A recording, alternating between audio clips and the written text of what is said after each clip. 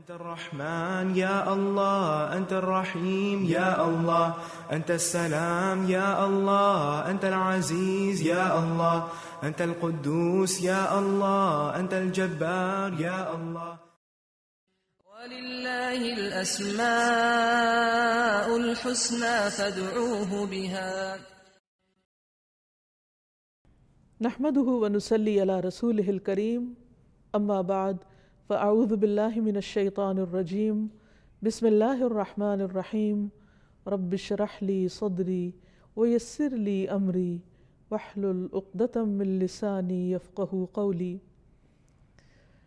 ناظرین، پروگرام اللہ کے خوبصورت نام کے ساتھ آپ کی خدمت میں حاضر ہیں۔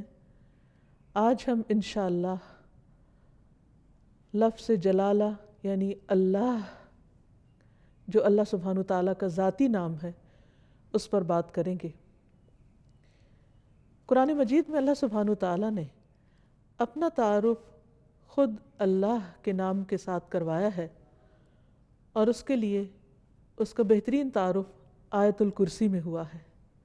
اللہ لا الہ الا ہو الحی القیوم لا تأخذہ سنۃ ولا نوم لہ ما فی السماوات وما فی الارض من ذا الذی یشفع عنده الا بإذنہ یعلم ما بین ایدیہم وما خلفہم ولا یحیطون بشیء من علمہ الا بما شاء وسع کرسیہ السماوات والارض ولا یؤودہ حفظہما وہو العلی العظیم۔ اللہ وہ ہے کہ اس کے سوا کوئی معبود نہیں، زندہ ہے، ہر چیز کو قائم رکھنے والا ہے، نہ اسے اونگ آتی ہے اور نہ نیند۔ جو کچھ بھی آسمانوں اور زمین میں ہے اسی کا ہے۔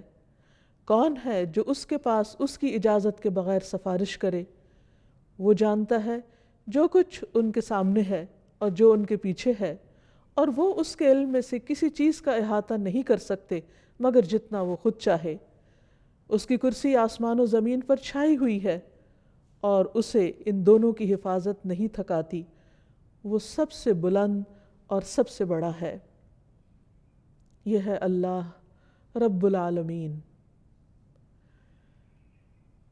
لفظ اللہ سبحانہ تعالیٰ کا ذاتی نام صرف اللہ ہی کے لیے مخصوص ہے۔ پوری کائنات میں اللہ کے نام سے سوائے اس کے کوئی بھی نہیں جانا جاتا، کسی اور کا یہ نام ہے ہی نہیں۔ هل تعلم له سمیہ؟ نہیں۔ یہ نام ایک انتہائی خوبصورت نام ہے۔ اگر اس کی تحریر پر آپ غور کریں تو اس کے ساری شیپ اوپر کو اٹھتی ہوئی جاتی ہے، جو اپنی تحریر کے اعتبار سے بھی اللہ سبحانہ تعالیٰ کی عظمت اور بلندی پر دلیل ہے۔ اس کو اسم الجلالہ، اللہ کا عزت والا نام، بلند نام، جلیل و قدر نام، جو اسماء حسنہ میں سے سب سے عظیم اور اعلیٰ ہے، صرف اسی کا ہے۔ اس کے لغوی معنی کیا ہے؟ اس کا مطلب کیا ہے؟ اس کی اصل الالہ ہے، لیکن باقی اسماء کے ساتھ جب ال لگتا ہے تو الگ پڑھا جاتا ہے۔ لیکن سبحان اللہ، اللہ سبحانہ تعالیٰ کے اس نام میں ال اس کا حصہ بن چکا ہے۔ یعنی اللہ، بجائے اس کے کہ ہم کہیں الالہ، وہ خاص الہ، کیا کہا جاتا ہے؟ اللہ۔ عربی لغت میں یہ لفظ 4 معنوں میں استعمال ہوتا ہے۔ نمبر 1، المعبود، یعنی اللہ کون ہے؟ وہ جو معبود ہے، خاص الہ ہے جس کی عبادت کی جاتی ہے۔ نمبر 2، الملجأ، جس کی پناہ لی جاتی ہے، خوف میں، غم میں، پریشانیوں میں جس کی طرف رجوع کیا جاتا ہے، جو پناہ گاہ ہے۔ نمبر 3، المفزوع الیہ، یعنی گھبراہٹ میں جس کی مدد حاصل کی جاتی ہے۔ جب سارے سہارے ٹوٹ جاتے ہیں تو ہر انسان، خواہ وہ اس کو نہ بھی مانتا ہو، پھر بھی اسی کی طرف لوٹتا اور پلٹتا ہے۔ اور چوتھا معنی ہے المحبوب، وہ محبوب جس کے ساتھ عظیم محبت ہو، ہر چیز سے بڑھ کر محبت ہو۔ اور اس کے بارے میں عقل حیران ہو. لا تدرکہ الابصار، جس کو نگاہیں نہ پا سکتی ہوں. وہو یدرک الابصار، اور وہ سب نگاہوں کو دیکھتا ہے، جانتا ہے کہ کون سی نگاہ کس طرف اٹھی ہے. تو اللہ سبحانہ وتعالی دراصل ساری کائنات کا حقیقی معبود ہے، ان کا بھی جو اس کو مانتے ہیں اور ان کا بھی جو اس کو نہیں مانتے. الہ برحق وہی ہے جس کی عبادت کی طرف بندوں کے دل مائل ہوتے ہیں جب وہ اس کو دریافت کر لیتے ہیں، جب وہ اس کو پہچان جاتے ہیں، جب وہ اس کی نعمتوں اور اس کی بنائی ہوئی عظیم نشانیوں کو دیکھ کر اس کی طرف مائل ہو جاتے ہیں، جب ان کے دل اس کی وحدانیت کی گواہی دینے لگتے ہیں اور پوری انکساری اور عاجزی کے ساتھ اس کے آگے جھکتے ہیں، اسی سے امیدیں لگاتے ہیں، اسی سے ڈرتے ہیں، اسی کی عظمت دل میں پہچانتے ہیں، پھر اسی کی اطاعت کرتے ہیں، اپنی ضروریات اور مشکلات میں اسی کی طرف رجوع کرتے ہیں. وہ وہی الہ برحق ہے جو عرش سے لے کر اس ٹھہری ہوئی زمین کی گہرائیوں تک واحد الہ ہے، جس کے سوا کوئی اور الہ نہیں ہے. وہ عظیم و برتر ہے اپنی صفات میں اور ان کی بڑائی اور کمال اور جلال میں اور جمال میں. اس کے جتنے بھی نام ہیں، اس کی جتنی بھی صفات ہیں، وہ سب اسی کی طرف لوٹتی ہیں، یعنی اس کے ذاتی نام اللہ کی طرف. اس کا کوئی شریک نہیں، کوئی اس کے مشابہ نہیں، کوئی اس کے ہم مثل نہیں، کوئی اس کا ہم سر نہیں، کوئی اس کا مددگار نہیں. وہ ہر لحاظ سے کامل ہے.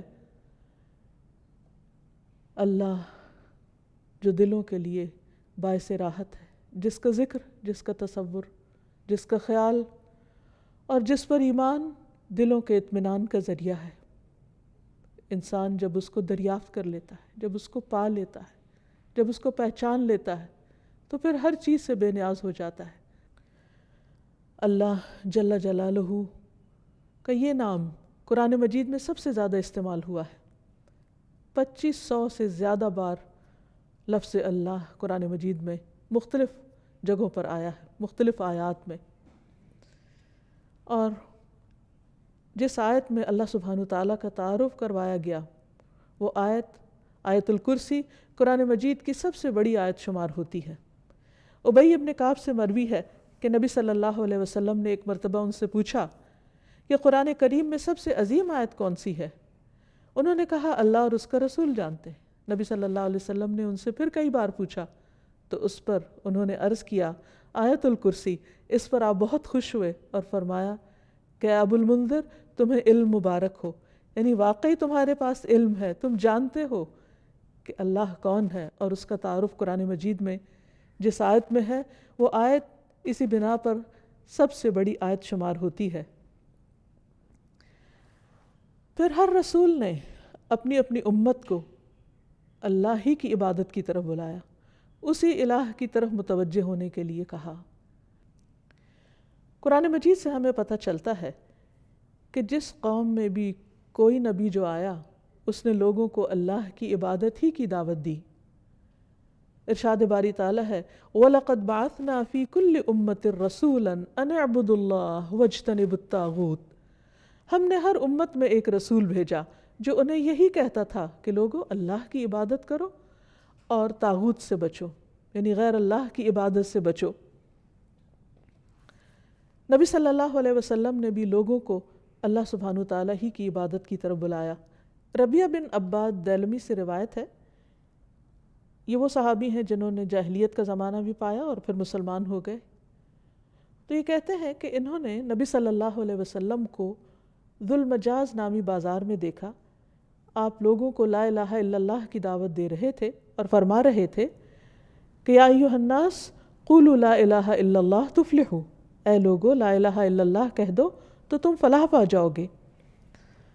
وہ کہتے ہیں کہ آپ صلی اللہ علیہ وسلم گلیوں اور بازاروں میں داخل ہو رہے تھے، لوگ آپ کے پیچھے جاتے، آپ کے ارد گرد جمع ہو جاتے، کوئی ان سے کچھ نہیں کہہ رہا تھا اور آپ خاموش ہوئے بغیر اپنی بات دہرائے چلے جا رہے تھے، اے لوگو لا الہ الا اللہ کہہ دو فلاح پا جاؤ گے، اے لوگو لا الہ الا اللہ کہہ دو، فلاح پا جاؤ گے۔ گویا انسان کی کامیابی، اس کی نجات، اس کی فلاح کا انحصار اس بات پر ہے کہ وہ ایک اللہ کو اپنا معبود سمجھے اور اس پر ایمان لے آئے۔ یہی سٹیپنگ سٹون ہے سیدھے راستے کی طرف، کامیابی کی طرف۔ اسی طرح بلحجیم قبیلہ کے ایک آدمی سے روایت ہے، وہ کہتے ہیں کہ میں نے پوچھا، اے اللہ کے رسول صلی اللہ علیہ وسلم، آپ کن چیزوں کی طرف دعوت دیتے ہیں؟ یعنی آپ کی دعوت کیا ہے؟ آپ لوگوں کے لیے کیا میسج لے کر آئیں؟ آپ نے فرمایا، میں اس اللہ کی طرف دعوت دیتا ہوں جو یکتا ہے، بس ایک ہے۔ وہ اللہ کہ جب تم پر کوئی مصیبت آتی ہے اور تم اسے پکارتے ہو تو وہ تمہاری مصیبت کو دور کر دیتا ہے۔ جب تم کسی بیابان اور جنگل میں راستہ بھول جاتے ہو اور تم اس سے دعا کرتے ہو تو وہ تمہیں اپنے اصل مقام تک پہنچا دیتا ہے۔ جب تم قحط سالی میں مبتلا ہوتے ہو اور اس سے دعا کرتے ہو تو وہ پیداوار ظاہر کر دیتا ہے۔ تو اس سے پتہ یہ چلتا ہے کہ ہر انسان کے اندر اللہ کی ایک ضرورت موجود ہے۔ جب وہ دیکھتا ہے کہ اس کے آس پاس کے سب سہارے گم ہو گئے ہیں تو وہ اس ہستی کو پکارتا ہے جس نے اس کو پیدا کیا اور جس نے اس کے ساتھ ضروریات رکھی اور ان ضروریات کو پورا کرنے کا انتظام بھی فرمایا۔ انسان اپنی فطرت میں اپنے رب کو پہچانتا ہے، لیکن اس کا ماحول اس کو مختلف طرح کے اندھیروں میں رکھ کر اس رب سے دور کر دیتا ہے۔ رسول اللہ صلی اللہ علیہ وسلم نے دراصل لوگوں کو انہی اندھیروں سے نکالا، من الظلمات الی النور، من الظلمات الی النور، اندھیروں سے روشنی کی راہ دکھائی اور انہیں اپنے رب کے ساتھ جوڑا۔ پھر یہ کہ لفظ اللہ کے کچھ خصائص بھی ہیں۔ اس لفظ کی سب سے پہلی خصوصیت ہے کہ یہ اللہ سبحانہ وتعالیٰ کا اسم اعظم ہے۔ امام غزالی کہتے ہیں کہ جان لو کہ یہ نام 99 ناموں میں سب سے زیادہ عظیم ہے، کیونکہ یہ اس ذات الہیہ پر دلالت کرتا ہے جو تمام صفات الہیہ کو جمع کرنے والی ہے۔ یہ اس ذات کا نام ہے جس کی ساری صفات ہیں، یہاں تک کہ کوئی بھی صفت اس سے جدا نہیں ہوتی، یعنی باقی ساری صفات اسی کی ہیں، یعنی اللہ سبحانہ وتعالیٰ کی۔ پھر ہم دیکھتے ہیں کہ یہ نام ہر حدیث میں وارد ہوا۔ نبی صلی اللہ علیہ وسلم کی جتنی بھی حدیثیں، ان کے شروع میں ہر جگہ آتا ہے قال رسول اللہ صلی اللہ علیہ وسلم یا عن النبی صلی اللہ علیہ وسلم۔ تو حدیث کا جتنا بھی ذخیرہ ہے، جتنا بھی خزانہ ہے، اس میں سے ہر حدیث میں اللہ سبحانہ وتعالیٰ کا نام آتا ہے، اسی کی طرف نسبت جاتی ہے۔ پھر اسی طرح تمام اسماء حسنہ کی نسبت اللہ کی طرف ہے، وَلِلَّهِ الْأَسْمَاءُ الْحُسْنَى، اور اللہ ہی کے لیے ہیں سارے اچھے اچھے نام، فَادْعُوهُ بِهَا، بس تم اس کو ان ناموں کے ساتھ پکارو۔ یعنی کیسے کہا جاتا ہے؟ اللہ کون ہے؟ وہ جو الرحمن، الرحیم، القدوس، السلام ہے، یعنی یہ سب اللہ کے نام ہیں۔ یہ نہیں کہا جاتا کہ اللہ الرحمن کا نام ہے یا اللہ العزیز کا نام ہے، نہیں، العزیز اور الرحمن دراصل اللہ سبحانہ وتعالیٰ کے نام ہیں یا اس کی صفات ہیں۔ پھر یہ ہے کہ یہ نام سب سے زیادہ پکارا جاتا ہے۔ مصنون دعاؤں کو اگر ہم دیکھیں، نبی صلی اللہ علیہ وسلم نے اللہ سبحانہ وتعالیٰ کو جن ناموں سے پکارا ان میں سب سے زیادہ یہی نام آتا ہے اللہم کے ساتھ۔ خود درود شریف کا آغاز بھی اللہم کے ساتھ ہوتا ہے۔ تو اللہ ہے، اللہ، تو میم آخر میں جو مشدد ہے یہ کیا چیز ہے؟ یہ دراصل عربی کا ایک قاعدہ ہے، شروع میں یا کا لفظ لگانے کی بجائے آخر میں میم کا مطلب ہے یہاں پر یا، جیسے ہم کہتے ہیں یا اللہ، تو اسی طرح اللہم کا مطلب ہے اے اللہ۔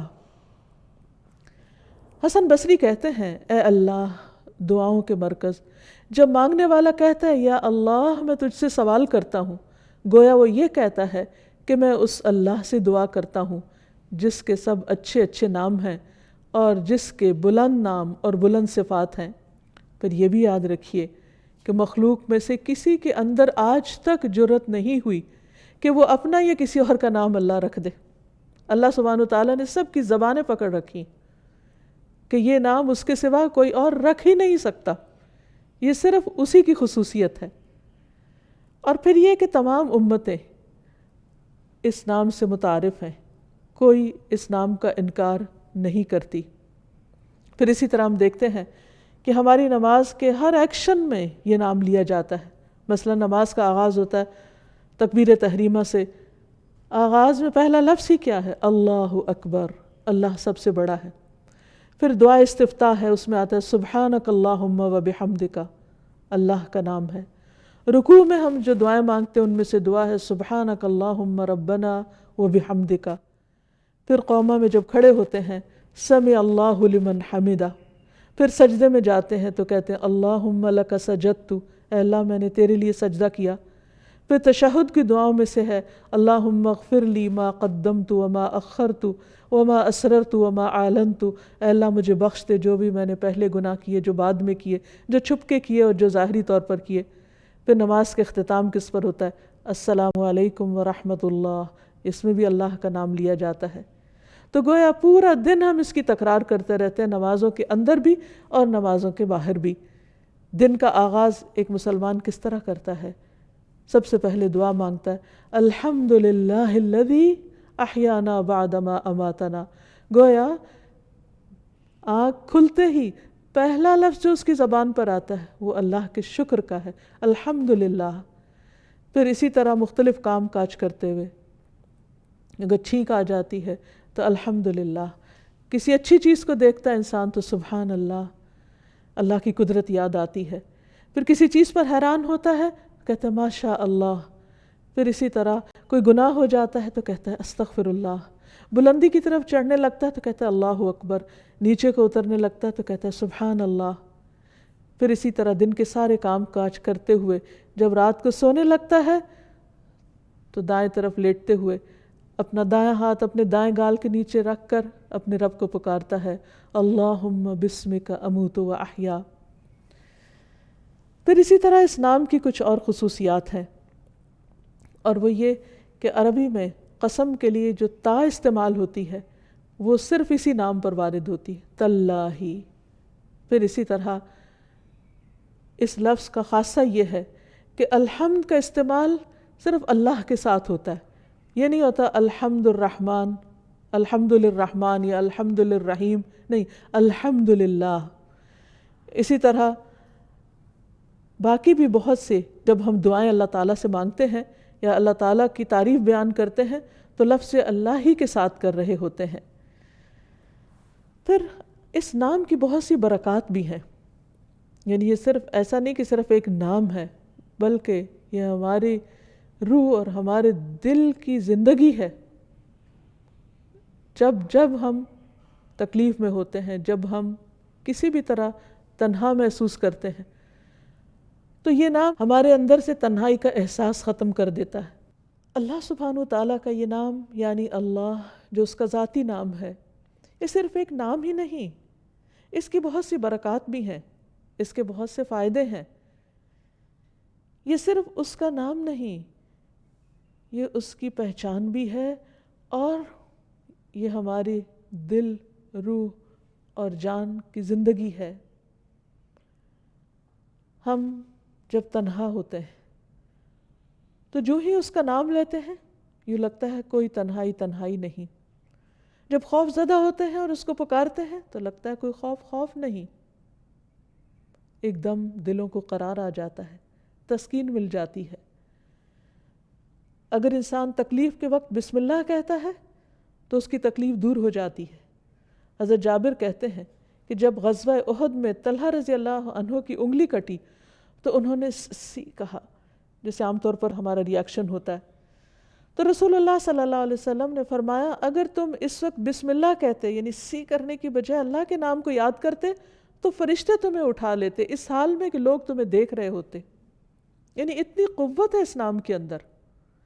پھر اسی طرح ہم ہر کام کے شروع میں بھی بسم اللہ پڑھتے ہیں اور اس سے اس کام میں برکت ہو جاتی ہے۔ مثلا کھانا کھاتے وقت اگر کھانا بسم اللہ سے شروع کیا جائے تو اس کھانے میں برکت ہو جاتی۔ حضرت عائشہ سے روایت ہے کہ ایک مرتبہ نبی صلی اللہ علیہ وسلم اپنے 6 صحابہ کے ساتھ بیٹھ کر کھانا کھا رہے تھے کہ ایک دیہاتی اچانک آیا اور اس نے بسم اللہ پڑھے بغیر کھانا شروع کیا اور 2 لقموں میں سارا کھانا سمیٹ گیا.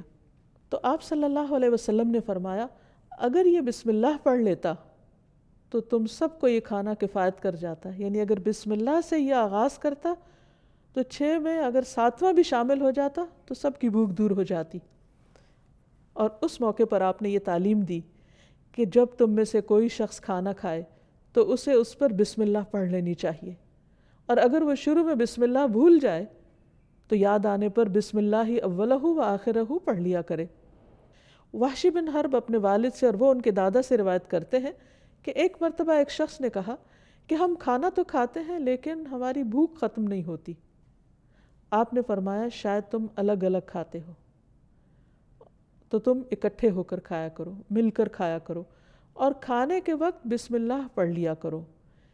اس طرح اللہ تعالیٰ تمہارے کھانے میں برکت ڈال دے گا. پھر اسی طرح بسم اللہ پڑھنا شیاطین کو دور کر دیتا ہے، شیطان سے محفوظ کر دیتا ہے.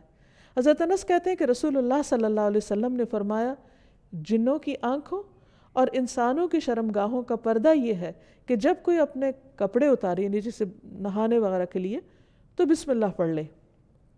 یعنی اس وقت بھی اگر اللہ کا نام لے تو ہر ایک سے وہ محفوظ ہو جائے گا. یعنی کہ ویسے تو لباس اتار دے انسان تو اس کا ستر کھل جاتا ہے، لیکن اگر بسم اللہ پڑھتا ہے تو وہ مخلوق جو اس وقت وہاں ہو سکتی ہے موجود، اس سے بھی اس کا ستر ہو جاتا ہے.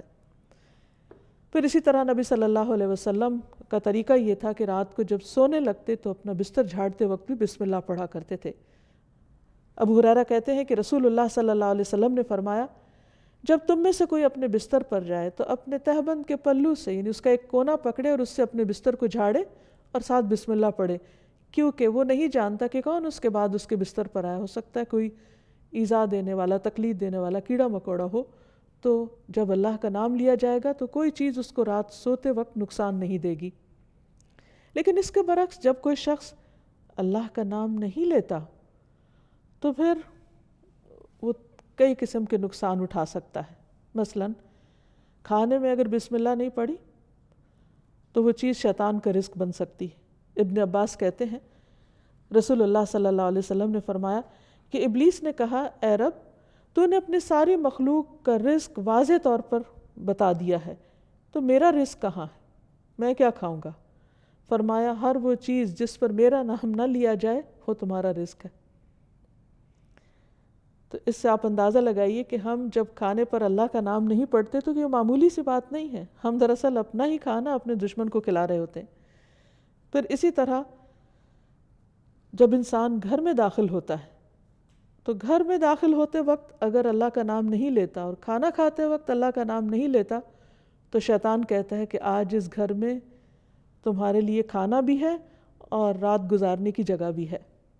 لیکن اگر بسم اللہ پڑھتا ہے انسان تو وہ کہتا ہے کہ آج اس گھر میں نہ کھانا ہے اور نہ تمہاری رات گزارنے کی جگہ ہے. پھر اسی طرح جس مجلس میں اللہ کا نام نہ لیا جائے وہ مجلس قیامت کے دن انسان کے لیے حسرت کا باعث بنے گی. رسول اللہ صلی اللہ علیہ وسلم نے فرمایا جو لوگ کسی جگہ پر مجلس کریں لیکن اس میں اللہ کا ذکر نہ کریں وہ ان کے لیے قیامت کے دن حسرت کا باعث ہوگی. اور جو آدمی کسی راستے پر چلتے ہوئے اللہ کا ذکر نہ کرے وہ چلنا بھی قیامت کے دن اس کے لیے حسرت کا باعث ہوگا. جو آدمی اپنے بستر پر آئے لیکن اللہ کا نام نہ لے وہ اس بستر پر آنا بھی اس کے لیے باعث حسرت ہوگا. یعنی زندگی میں کوئی بھی کام کاج کرتے وقت جب اس کام کاج میں اللہ کا ذکر نہیں ہوتا، اللہ کی یاد نہیں ہوتی، اللہ کا نام نہیں ہوتا، تو قیامت کے دن ایسے سارے اعمال انسان کے لیے حسرت و یاس کا ذریعہ بن جائیں گے. کیونکہ جس کام کو انسان بسم اللہ پڑھ کر شروع کرتا ہے وہ کام اس کے لیے عبادت ہو جاتا ہے. کھانا کھانا بظاہر صرف دنیا کا ایک کام ہے، یعنی دنیاوی کام ہے، بظاہر دیکھنے میں کوئی عبادت نہیں ہے، لیکن صرف بسم اللہ پڑھ کر جب آغاز کرتا ہے انسان تو وہ سارا کھانے کا عمل اس کے لیے عبادت بن جاتا ہے. اللہ کا نام لے کر انسان اپنے بستر میں جاتا ہے تو وہ سونا عبادت بن جاتا ہے. وہ واک کر رہا ہے، اللہ کا ذکر کر رہا ہے، گھر سے نکلتا ہے بسم اللہ توکلت علی اللہ پڑھتا ہے، وہ گھر سے نکلنا اس کے لیے عبادت بن جاتا ہے اور اس کو شیاطین کے شر اور دیگر شر سے محفوظ رکھنے کا ذریعہ بن جاتا ہے. اللہ سبحانہ و تعالیٰ نے مختلف چیزوں کے ساتھ اپنے اس نام کو رکھ کر انہیں شرف اور عزت بھی بخشا ہے. مثلا بیت اللہ، اللہ کا گھر، یہ نہیں کہ اللہ تعالیٰ وہاں رہتے ہیں، لیکن اس گھر کو عزت و شرف بخشی اپنے نام کی طرف نسبت دے کر۔ پھر اسی طرح آپ نے فرمایا نبی صلی اللہ علیہ وسلم نے کہ 3 لوگ اللہ کے وفد ہیں، یعنی اللہ تعالیٰ ان کو اپنا وفد کہتا ہے، اپنا ڈیلیگیشن، غازی، حج کرنے والا اور عمرہ کرنے والا، ان کو بھی اللہ سبحانہ وتعالیٰ نے عزت اور شرف بخشی اپنے نام کے ساتھ۔ پھر اسی طرح کچھ لوگوں کو اللہ تعالیٰ نے اہل اللہ کہا ہے، یعنی اللہ کے اہل۔ انس رضی اللہ عنہ سے مروی ہے کہ رسول اللہ صلی اللہ علیہ وسلم نے فرمایا لوگوں میں سے کچھ اہل اللہ ہوتے ہیں۔ آپ نے پوچھا اہل اللہ کون لوگ ہوتے ہیں؟ فرمایا اہل قرآن، اہل قرآن ہی اہل اللہ اور اس کے خاص لوگ ہیں، یعنی قرآن پڑھنے والوں کو اللہ سبحانہ وتعالیٰ نے عزت اور شرف بخشی۔ پھر اسی طرح مساجد اللہ قرآن مجید میں آتا ہے، اللہ کی مسجدیں۔ پھر کچھ لوگوں کو اللہ کے پڑوسی کہا گیا۔ رسول اللہ صلی اللہ علیہ وسلم نے فرمایا اللہ تعالیٰ قیامت کے دن اعلان کریں گے میرے پڑوسی کہاں ہیں، میرے پڑوسی کہاں ہیں؟ فرشتے پوچھیں گے اے رب کسے زیب دیتا ہے کہ وہ تیرے پڑوس میں آئے، تیرا پڑوسی بنے؟ اللہ تعالیٰ فرمائے گا مساجد کو آباد کرنے والے کہاں ہیں، یعنی مسجد کو اللہ نے اپنا گھر کہا اور مسجد کی خدمت کرنے والے کو اپنا پڑوسی کہا۔ پھر اسی طرح جو لوگ اللہ کے دین کی خدمت کریں، اس کی مدد کریں، ان کو اللہ تعالیٰ نے انصار اللہ کہا اور اس کے لیے دعوت عام بھی دی، یا ایھا الذین آمنوا کونوا انصار اللہ، اے لوگو جو ایمان لائے ہو اللہ کے مددگار بن جاؤ۔ پھر اسی طرح قوم سمود کی اونٹنی کو جو خاص نشانی کے طور پر ظاہر ہوئی اس کو ناقۃ اللہ، اللہ کی اونٹنی کہا۔ اور حقیقت یہ ہے کہ اللہ کے نزدیک بندوں کے ناموں میں سے بھی جو پسندیدہ نام ہیں ان میں سے ایک عبداللہ اور دوسرے عبد الرحمن ہیں، جیسے کہ نبی صلی اللہ علیہ وسلم نے ہمیں تعلیم دی ہے۔ جب ایک بندہ اس نام کے ساتھ اللہ کو پکارتا ہے تو اس کی دعا سنی جاتی ہے، اس کی دعا قبول ہوتی ہے۔ اور اس کے بارے میں ہم دیکھتے ہیں کہ رسول اللہ صلی اللہ علیہ وسلم کی اکثر دعائیں اسی نام کے ساتھ شروع ہوتی تھیں۔ آپ صلی اللہ علیہ وسلم ہر نئے مسلمان ہونے والے کو جو دعا سکھایا کرتے تھے، اللہم اغفر لی ورحمنی واہدنی وارزقنی، اے اللہ تو مجھے معاف کر دے، اے اللہ تو مجھ پر رحم فرما اور مجھے ہدایت دے اور مجھے رزق عطا فرما۔ پھر اسی نام کے ذریعے جب آپ صلی اللہ علیہ وسلم اللہ کے راستے میں نکلتے، جہاد پر جاتے، تو آپ اسی نام کے ذریعے اللہ تعالیٰ سے مدد چاہتے۔ زندگی میں انسان پر بہت سی مشکلات اور بہت سی تکلیفیں آتی رہتی ہیں، ایسے میں بعض اوقات انسان ڈپریشن کا شکار ہو جاتا ہے، اسے یہ نہیں پتہ چلتا کہ اب وہ کیا کرے۔ لیکن اس کا حل نبی صلی اللہ علیہ وسلم نے ہمیں بتایا ہے۔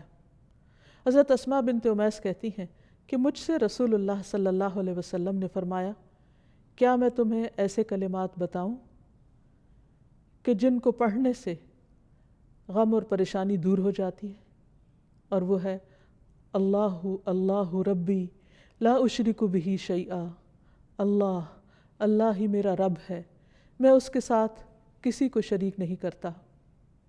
جب انسان کثرت سے اس کی تکرار کرتا ہے تو بڑے سے بڑا رنج اور غم دور ہو جاتا ہے، کیونکہ نبی صلی اللہ علیہ وسلم نے جو بھی ہمیں تعلیم دی ہے وہ دراصل اللہ سبحانہ وتعالیٰ ہی نے آپ کو دی تھی، اور اسی کی روشنی میں آپ نے وہ تمام چیزیں ہمیں سکھائیں۔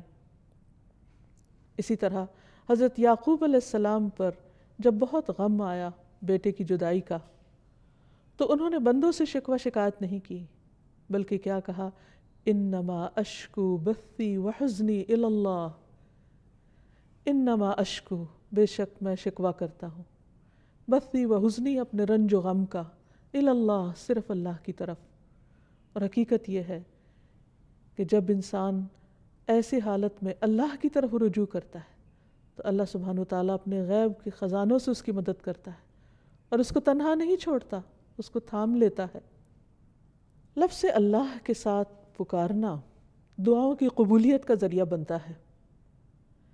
ایک اور روایت سے ہمیں پتہ چلتا ہے، عبداللہ بن بریدہ اسلمی اپنے والد سے روایت کرتے ہیں کہ نبی صلی اللہ علیہ وسلم نے ایک شخص کو دعا میں پکارتے ہوئے سنا، اللہم انی اسألک بِأَنِّي أَشْهَدُ أَنَّكَ أَنْتَ اللَّهُ لَا إِلَهَ إِلَّا أَنْتَ الْأَحَدُ الصَّمَدُ الَّذِي لَمْ يَلِدْ وَلَمْ يُولَدْ وَلَمْ يَكُنْ لَهُ كُفُوًا أَحَدٌ۔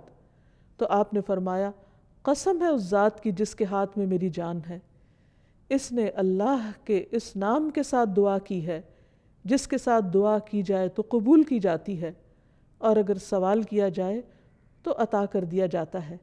یعنی بندہ اپنے رب سے جو کچھ مانگتا ہے رب اسے عطا کرتا ہے۔ تو جو شخص اپنے الہ حقیقی کو پہچان لیتا ہے پھر وہ اسی سے مانگتا ہے اور اسی کی عبادت کرتا ہے۔ ایاک نعبد و ایاک نستعین، وہ اسی کی اطاعت اور بندگی کے لیے اسی کو راضی کرنے کی کوشش کرتا ہے، اور اگر اس کو راضی کرنے میں کسی اور کو ناراض بھی کرنا پڑے تو وہ اس سے ڈرتا نہیں، کیونکہ جو اللہ کو راضی کرتا ہے اللہ سبحانہ وتعالیٰ اس کی حفاظت کرتے ہیں، اور جو بندوں کو راضی کرنے کے لیے اللہ کو ناراض کر دیتا ہے پھر اللہ تعالیٰ اسے بندوں کے حوالے کر دیتے ہیں۔ ہمارے لیے یہ بہت اہم ہے کہ ہم اپنی پوری زندگی اللہ رب العالمین کے سپرد کریں، اسی کی اطاعت اور فرما برداری میں گزاریں، جیسا کہ اللہ سبحانہ وتعالیٰ نے نبی صلی اللہ علیہ وسلم کو حکم دیا، قل ان صلاتی و نسکی و محیای و مماتی للہ رب العالمین لا شریک لہ وبذالک امرت وانا اول المسلمین۔ آپ کہہ دیجئے میری نماز، میری قربانی، میرا جینا اور میرا مرنا سب اللہ رب العالمین کے لیے ہے، اس کا کوئی شریک نہیں، مجھے اسی بات کا حکم دیا گیا ہے اور میں سب سے پہلے فرما بردار ہوں، سب سے پہلے مسلمان ہوں۔ یعنی کسی بھی قسم کی عبادت خواہ وہ جانی ہو یا مالی ہو، زندگی کا کوئی بھی کام ہو، سب کا سب اللہ کی رضا کے لیے ہونا چاہیے، جیسا کہ ابراہیم علیہ السلام نے اپنے آپ کو اللہ کے سپرد کیا تھا، اللہ کی اطاعت کی تھی۔ اذ قال له ربه اسلم قال اسلمت لرب العالمین، جب اس کے رب نے کہا کہ تم اپنے رب کے حوالے کر دو اپنے آپ کو، تو انہوں نے کیا کہا کہ میں رب العالمین کا فرما بردار ہو گیا۔ ایسا ہی دین دراصل اللہ کا مطلوب دین ہے کہ بندہ اپنے آپ کو اللہ کے حوالے کرے، اسی کا فرما بردار بن جائے، اسی کا اطاعت گزار بن جائے۔ ارشاد باری تعالیٰ ہے وَمَنْ أَحْسَنُ دِينًا، اس سے اچھا دین کس کا ہو سکتا ہے، ممن اسلم وجہہ للہ، جس نے اپنا آپ اللہ کے حوالے کر دیا، اپنا چہرہ اللہ کے لیے تابع کر دیا، اس کے آگے جھک گیا، اس کی بات کے آگے، اس کے حکم کے آگے، وَهُوَ مُحْسِنٌ، اور وہ محسن بھی ہے، ہر کام کو بہت اچھی طرح کرنے والا ہے۔ وَاتَّبَعَ مِلَّةَ إِبْرَاهِيمَ حَنِيفًا، اور اس نے ملت ابراہیم کی پیروی کی۔ وَاتَّخَذَ اللَّهُ إِبْرَاهِيمَ خَلِيلًا، اور اللہ نے ابراہیم کو اپنا دوست بنا لیا۔ تو جو شخص اللہ کی اطاعت اور فرما برداری کرتا ہے وہ اللہ کا خاص بندہ بن جاتا ہے، اور جو اللہ کا خاص بندہ ہوتا ہے وہ دنیا میں سب سے زیادہ خوش قسمت ہوتا ہے، کیونکہ اسے دنیا کے کسی بڑے کا فیور نہیں، اللہ کا فیور اور اللہ سبحانہ تعالیٰ کی رحمت اور بخشش اور عنایت اور رضا اس کو حاصل ہو جاتی ہے۔ اور اس سے بڑی کیا چیز ہو سکتی ہے اس شخص کے لیے جو اللہ کو اپنا رب مانتا ہو۔ اسی لیے ایسا بندہ جب رات کو سونے لگتا ہے تو اپنا سب کچھ اللہ کے سپرد کر دیتا ہے، اور یوں اللہ سبحانہ تعالیٰ کے آگے عاجزی اور فریاد کرتا ہے، اللہم اسلمت نفسی الیک ووجہت وجہی الیک وفوضت امری الیک والجأت ظہری الیک رغبتا ورہبتا الیک لا ملجا ولا منجا منک الا الیک آمنت بکتابک الذی انزلت وبنبیک الذی ارسلت۔ اے اللہ، میں نے اپنی جان تیرے سپرد کی، اپنا چہرہ تیری طرف کر لیا، اپنا معاملہ تیرے سپرد کر دیا، جتنے بھی پریشانیاں غم اور ہم ہیں سب تیرے حوالے کر دی، تو ہی ان کی بہترین ٹیک کیئر کرنے والا ہے۔ اپنے آپ کو تیری طرف متوجہ کیا، تجھی پر بھروسہ کیا، تیری طرف رغبت اور تیری خوف کی وجہ سے تیرے سوا کوئی جائے پناہ نہیں۔ میں تیری کتاب پر ایمان لایا جو تو نے نازل کی، تیرے نبی پر ایمان لایا جو تو نے ہی بھیجا۔ ایسا شخص اگر رات کو فوت ہو جاتا ہے تو وہ فطرت پر ہوتا ہے، اسلام پر ہوتا ہے، وہ دراصل اللہ کے اس فرمان کے تابع ہوتا ہے کہ اس کا سب کچھ اپنے رب کے لیے ہے۔